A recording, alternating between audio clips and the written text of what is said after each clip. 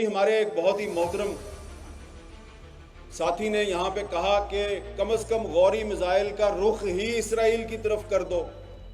بھائی آپ کو پتہ ہونا چاہیے کہ غوری میزائل کا رخ اسرائیل کی طرف کرنے کی کوشش کی تھی ایک آدمی نے, اس کا نام تھا ڈاکٹر عبدالقدیر خان. اور یہ جو بات میں آپ کو بتانے لگا ہوں یہ خود مجھے ڈاکٹر عبدالقدیر خان صاحب نے بتائی. میں نے ان سے پوچھا کہ یہ ڈاکٹر صاحب یہ پرویز مشرف کے ساتھ کیا مسئلہ ہے آپ کا, آپ تو ہمارے قومی ہیرو ہیں. تو انہوں نے اس کو ایک بہت ناقابل بیان قسم کی گالی دی اور کہا کہ میں نے جب غوری میزائل کی رینج جو ہے وہ 5000 کلومیٹر کرنے کی کوشش شروع کی اور پروجیکٹ کے لیے جب میں نے ان سے فنڈز مانگے تو انہوں نے کہا اچھا اس کا مطلب ہے تم اسرائیل کو ٹارگٹ کرنا چاہتے ہو, تو ہمارا تو دشمن انڈیا ہے, تو یہ 1500 یا زیادہ سے زیادہ 2000 کلومیٹر سے آگے تم نہیں جا سکتے. تو حضور بات تو کرنا بڑا آسان ہے کہ غوری میزائل کا رخ اسرائیل کی طرف کر دو, لیکن جس نے کرنے کی کوشش کی اس کو تو آپ نے عبرت کی مثال بنا دیا. یہ بات میں اس لیے کر رہا ہوں یہاں پہ کہ اس وقت بھی مولانا فضل الرحمان صاحب اور سراج الحق صاحب کو پتہ ہے کہ اس وقت بھی پاکستان میں وہ لوگ موجود ہیں کہ جو اوپر سے تو مذمت کر رہے ہیں اسرائیلی بمباری کی, لیکن اندر سے ان کا دل جو ہے وہ کہیں اور ہے.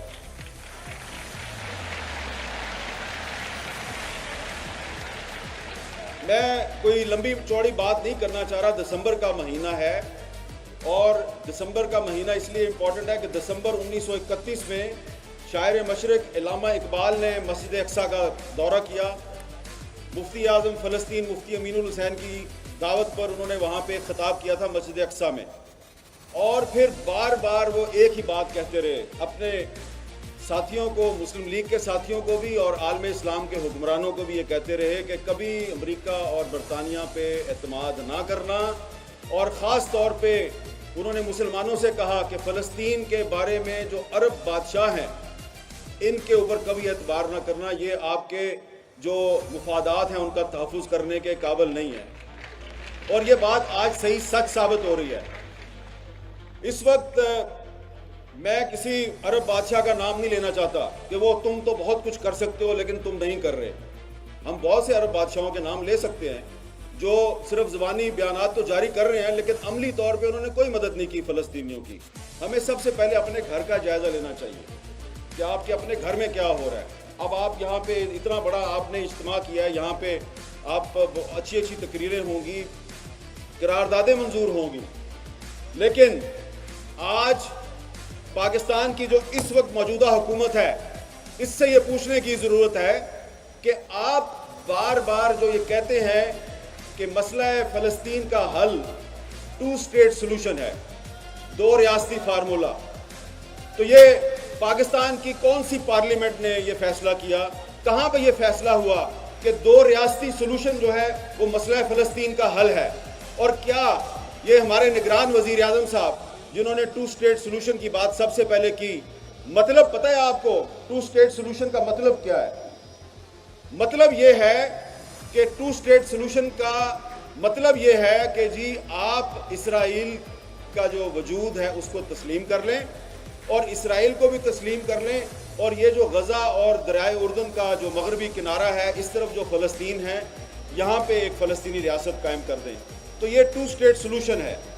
اب میں اس 2 اسٹیٹ سلوشن کو کیوں مسترد کرتا ہوں, میں اس کے کیوں خلاف ہوں؟ پہلی بات تو یہ ہے کہ پاکستان اسرائیل کو تسلیم نہیں کرتا, اور دوسری بات وہ یہ ہے کہ بانی پاکستان قائد اعظم محمد علی جناح نے 1948 میں جب اسرائیل کو تسلیم کیا گیا تو اس 2 اسٹیٹ سلوشن کو انہوں نے مسترد کر دیا. ان کو جب یہ کہا گیا کہ آپ اسرائیل کو تسلیم کریں تو انہوں نے انکار کر دیا, اور قائد اعظم نے خط لکھا امریکی صدر ٹرومین کو, اور اس خط میں یہ کہا کہ اسرائیل ایک ناجائز ریاست ہے, آپ اس کی سپورٹ بند کر دیں. تو لہٰذا اگر آج پاکستان کی کوئی حکومت 2 اسٹیٹ سلوشن کو سپورٹ کرتی ہے یا کہتی ہے کہ مسئلہ فلسطین کا حل 2 اسٹیٹ سلوشن ہے, تو اس طرح وہ دراصل اسرائیل کو تسلیم کرنے کی بات کر رہی ہے, اور ہم اس کو تسلیم نہیں کرتے. ہم سمجھتے ہیں کہ اسرائیل دراصل فلسطین ہے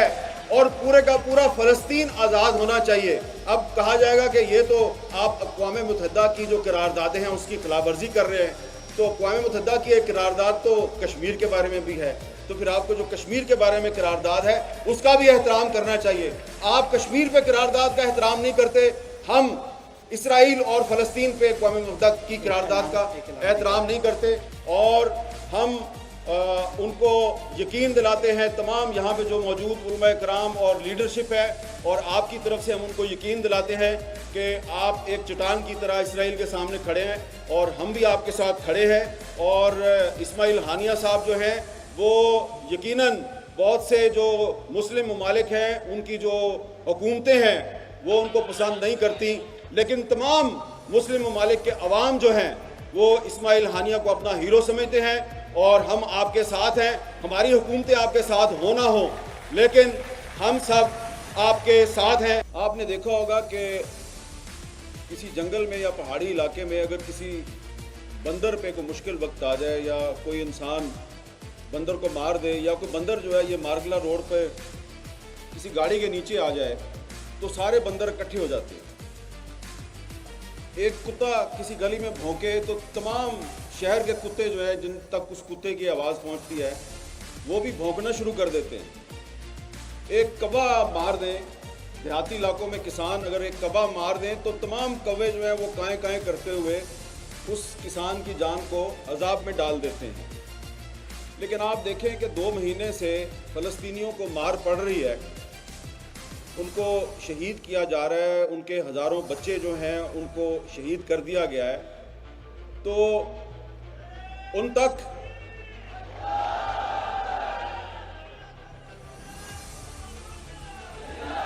بھائی آپ کی بڑی مہربانی، مجھے صرف 5 منٹ ملے ہیں، تو میں نعرہ تکبیر۔ مسلم ممالک ہیں اور جن کی حکومتیں ہیں وہ آپ کو اس کی اجازت نہیں دے رہے۔ آپ ان کی مدد تو کرنا چاہ رہے ہیں لیکن وہ آپ کو اس کی مدد کرنے کی اجازت نہیں دے رہے۔